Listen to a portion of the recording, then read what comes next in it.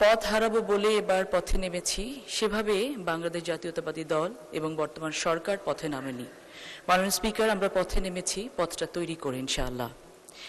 আজকে বর্তমানে যে বাজেটটা রাখা হয়েছে, টপ টু বটম দেশের সকল পর্যায়ের জনগণের ভাগ্য উন্নয়ন, তাদের জীবনের মান উন্নয়নের বিষয়টিকে মাথায় রেখেই মাননীয় স্পিকার এটিকে সামনে নিয়ে আসা হয়েছে। আমরা মনে করি এই বাজেটের যদি চ্যালেঞ্জের কোনো পার্ট থেকে থাকে সেটা হচ্ছে এটি বাস্তবায়ন করা, এবং we have already taken the challenge. Bangladesh জাতীয়তাবাদী দল, বর্তমান সরকার যে কোনো ধরনের চ্যালেঞ্জ নিতে প্রস্তুত ছিল, আছে এবং থাকবে। বর্তমানে বাংলাদেশের যে আর্থিক অবস্থা, যে ভঙ্গুর অর্থনীতি, বিগত 17-20 বছর ধরে যে সিস্টেমেটিক্যাল ডিস্ট্রাকশন সকল রাষ্ট্রীয় প্রতিষ্ঠানগুলোতে করা হয়েছে, সকল কিছুকে ওভারনাইট তুলে নিয়ে আসা সম্ভব না, এটা আমরা সবাই জানি, আমরা সবাই বুঝি। সে কারণে আমাদের এই বাজেটটাকে বাস্তবে রূপ দিতে হলে সকলের সম্মিলিত প্রচেষ্টা প্রয়োজন রয়েছে। সকলকে সাথে নিয়ে আমাদেরকে একসাথে এগোতে হবে। সমাজ কল্যাণ মন্ত্রণালয়ের প্রতিমন্ত্রী হিসেবে দায়িত্ব পাওয়ার পর থেকে এ পর্যন্ত রাত দিন কাজ করে যাচ্ছি কিভাবে সব থেকে ভাইব্রেন্ট একটি মিনিস্ট্রি এটাকে করে গড়ে তোলা যায়। আমার মাননীয় মন্ত্রী মহোদয় এখানে আছেন। আমরা সকলে মিলে চেষ্টা করেছি বাংলাদেশ জাতীয়তাবাদী দলের যে manifesto, one of the main signature project যেটা ছিল ফ্যামিলি কার্ড, সেটাকে পাইলটিংটা বাস্তবে রূপ দিতে, এবং আমরা সাকসেসফুলি সেটা করতে পেরেছি ইনশাআল্লাহ। আমাদেরকে ফ্যামিলি কার্ড সহ, কৃষক কার্ড সহ, আমাদের যুব সমাজের উন্নয়নের জন্য চাকরি থেকে শুরু করে যত ধরনের সামাজিক পরিকল্পনা নেওয়া সম্ভব বর্তমান বাজেটে সবগুলো নেওয়া হয়েছে। কিন্তু আমাদেরকে নিশ্চিত করতে হবে বেনিফিশিয়ারি এন্ডে যেন সকল এই পরিকল্পনাগুলোকে পৌঁছায়, এই বেনিফিটগুলো পৌঁছায়। সেটার জন্য আমাদের সকলের সম্মিলিত প্রচেষ্টা প্রয়োজন। আমরা অনেক বিরোধিতার জন্য বিরোধিতা করতে পারি, কিন্তু পরিবর্তনের বাতাস যে একটি অলরেডি শুরু হয়ে গেছে এটা আমাদেরকে স্বীকার করতে হবে। সে পরিবর্তনটা যেমন সবুজ বাংলাদেশ গড়ার পরিবর্তন, গ্রিন বাংলাদেশ গড়ার পরিবর্তন, সেই পরিবর্তনটা একইভাবে পরিষ্কার বাংলাদেশ, ক্লিন বাংলাদেশ গড়ার পরিবর্তন। আসুন আমরা সকলে মিলে রাস্তাঘাট পরিষ্কার করার সাথে সাথে নিজেদের মনটাকেও একটু পরিষ্কার করি। যদি নিজেদের মনটাকে পরিষ্কার করতে পারি, একটু বড় করে আমরা দেখতে পারি, আমরা দেখতে পাবো যে আমরা সকলে মিলে জুলাই অভ্যুত্থানের মধ্য দিয়ে যে একটি নতুন বাংলাদেশকে নিয়ে আসলাম, আমরা সকলে কিন্তু সে একই প্ল্যাটফর্মেই দাঁড়িয়ে আছি, সকলে কিন্তু সে একই প্ল্যাটফর্ম থেকে সামনের দিকে এগোতে চাচ্ছি, এবং সকলে মিলে যদি এগোতে পারি তাহলে যে বাংলাদেশের স্বপ্ন আমরা দেখছি সেই বাংলাদেশ কিন্তু খুব বেশি দূরে নয়। এই বাজেটে যেমন জাতীয় সম্পর্ককে বিনির্মাণ করার জন্য চেষ্টা করা হয়েছে, আন্তর্জাতিক সম্পর্ককে অনেক বেশি স্ট্রেংথেন করার চেষ্টা করা হয়েছে। এই বাজেট আত্মসম্মানের কথা বলে, এই বাজেট আত্মনির্ভরশীলতার কথা বলে, এই বাজেট আত্মমর্যাদার কথা বলে। আসুন এগুলোকে আমরা অনেক বেশি সাবজেক্টিভ না করে আমরা সকলে মিলে অবজেক্টিভ হিসেবে দেখি এবং জনগণের জীবনমানের উন্নয়নের জন্য কাজ করি। আমার মন্ত্রণালয়ের যে ফ্যামিলি কার্ডের বিষয়ে পাইলটিং শেষ হয়েছে, যখনই যেখানে যাই তখনই একটি প্রশ্নের উত্তর আমাদেরকে দিতে হয় যে আমার এলাকায় কখন ফ্যামিলি কার্ড শুরু হবে।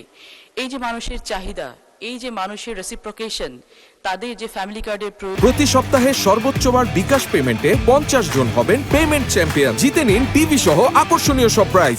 তাদের যে কৃষক কার্ডের প্রয়োজন, সেটাই কিন্তু ডিনোট করে যে এই প্রজেক্টগুলো কতখানি বাস্তবধর্মী এবং এই প্রজেক্টগুলো কতখানি বাংলাদেশি ইকোনমিতে ইম্প্যাক্ট ফেলতে পারে। আমাদের রাষ্ট্রীয় মর্যাদা বৃদ্ধির জন্য আমাদের সকলকে মেরুদণ্ড সোজা করে দাঁড়াতে হবে। এই মেরুদণ্ড সোজা করে দাঁড়ানোর কাজটি কিন্তু একা সরকারের পক্ষে করা সম্ভব নয়। সরকার স্টেট পলিসি নিচ্ছি আমরা, এটা এক্সিকিউশন লেভেলে গিয়ে আমাদেরকে সকলকে একত্রিত হয়ে কাজ করতে হবে। এই জন্য বারংবার আমরা একটা কথাই বলতে চাই যে দেশ গড়ার কাজ কেবল আমার একলার না।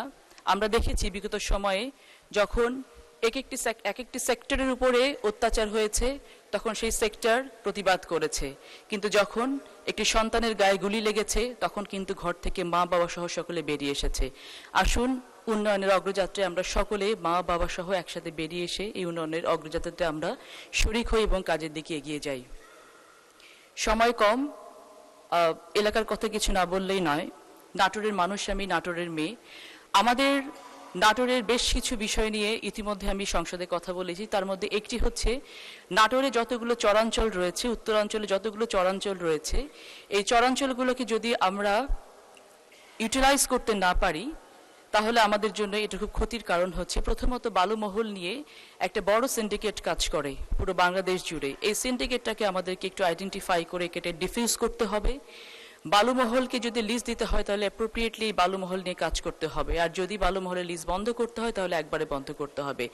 যদি চরগুলোকে আমরা ইউটিলাইজ করতে চাই, আমাদের রিনিউয়েবল এনার্জির ক্ষেত্রে আমরা যদি সোলার প্যানেল তৈরি করে সেখানে কাজ করতে চাই, তাহলে চরাঞ্চলে যে ক্রাইমগুলো হয় এই ক্রাইমগুলো বন্ধ করা অনতিবিলম্বে সম্ভব। আমাদের নাটোরের লালপুর এবং পাবনায় যে চরগুলো আছে, ঈশ্বরদীতে যে চরগুলো আছে, সেখানে গত 3 সপ্তাহে 3টা কিলিং হয়েছে, 3টে মার্ডার হয়েছে, যেটা অত্যন্ত দুঃখজনক। এবং এগুলোকে বন্ধ করার জন্য অনতিবিলম্বে এই চরগুলোকে আমাদেরকে হাত দেওয়া উচিত এবং কাজ করা উচিত। দ্বিতীয়ত, আমাদের উত্তরাঞ্চলে অনেক সুগার মিল আছে। এই বন্ধ হয়ে যাওয়া এবং অর্ধবন্ধ মিলগুলোকে অবশ্যই আমাদেরকে কাজে হাত দিতে হবে।